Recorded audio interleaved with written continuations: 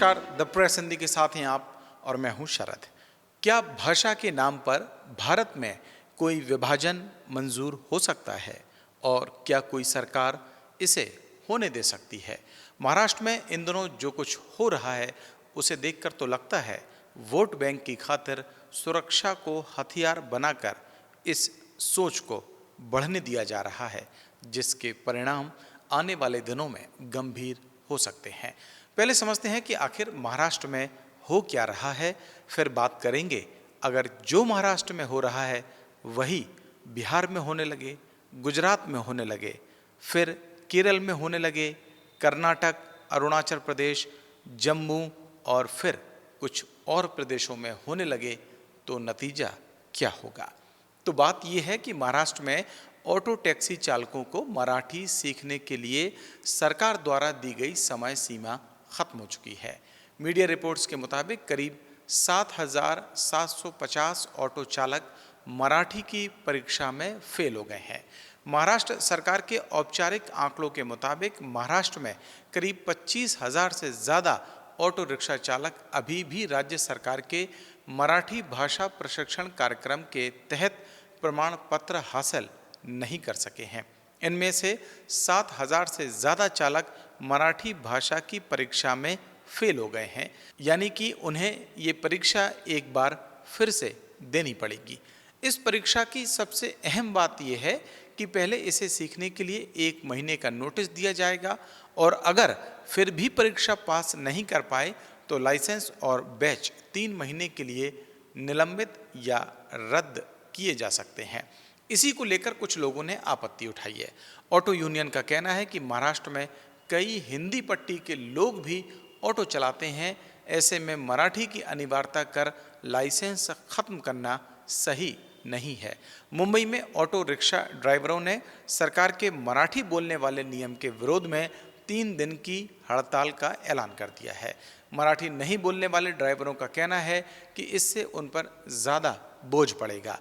मुंबई में प्रदर्शनकारी ऑटो चालक कांदिवली लिंक रोड पर विरोध करते हुए नजर आए। वो ड्राइवर जिनकी उम्र ज़्यादा है, उनका तर्क है कि उन्हें पढ़ना लिखना आता ही नहीं है और 50 से 60 साल की उम्र में नई भाषा सीखना उनके लिए सबसे बड़ी चुनौती है।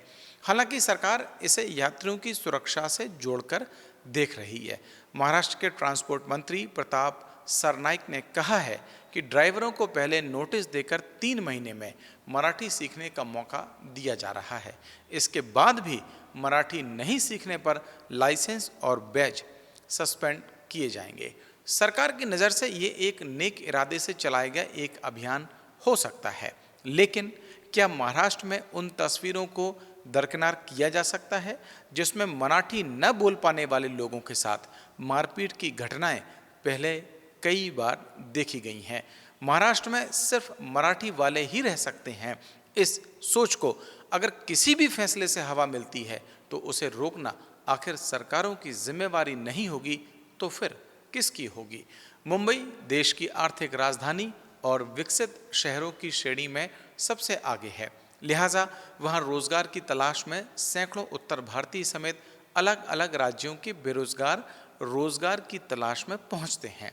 उनके लिए मराठी भाषा की अनिवार्यता करना एक देश एक विधान की परिभाषा को भी कमज़ोर करता है। किसी भी राज्य के लिए उसके नागरिकों की सुरक्षा सबसे अहम मुद्दा हो सकता है, लेकिन उसे भाषा की परिधि में बांधकर देखना सरासर गलत है। अगर भाषा की यही अनिवार्यता दूसरे राज्य लागू करना शुरू करें तो नतीजा क्या होगा? फर्ज कीजिए गुजरात, बिहार, उत्तर प्रदेश, उत्तराखंड, मध्य प्रदेश, छत्तीसगढ़ और दिल्ली के लोग ये कहते हुए बॉलीवुड की फिल्मों का बहिष्कार करना शुरू कर दें कि ये तो महाराष्ट्र में बन रही हैं, तो क्या इनकी चमक फीकी न पड़ने लगेगी? और फिर ये भी कि महाराष्ट्र में बनने वाले प्रोडक्ट का उत्तर भारत और बाकी राज्यों में इस्तेमाल प्रतिबंधित होगा, तो क्या मुंबई का आर्थिक राजधानी का तमगा बरकरार रह पाएगा? और फिर इन सब बातों को छोड़िए, महाराष्ट्र सरकार ने ऑटो चालकों के लिए मराठी सीखने का जो नियम लागू किया है वो क्या किसी बड़े उद्योगपति पर लागू कर सकती है? विदेशों से आकर मुंबई में रहने वाले नागरिकों के लिए क्या ये अनिवार्य किया जा सकता है? क्या किसी डॉक्टर, पायलट, इंजीनियर, मैनेजर या फिर किसी बड़े प्रोफेशन से जुड़े हुए व्यक्ति पर ये लागू किए जा सकते हैं? अगर नहीं, तो फिर क्या पूरे मुंबई की सुरक्षा सिर्फ ऑटो चालकों की वजह से ही खतरे में है? निश्चित तौर पर यह फैसला सुरक्षा से ज़्यादा सियासत का ज़्यादा नज़र आता है। उम्मीद है कि वक्त पर इसे रोक लिया जाएगा। राहत इंदौरी साहब क्या खूब लिख कर गए हैं। सरहदों पर बहुत तनाव है क्या? कुछ पता तो करो, चुनाव है क्या?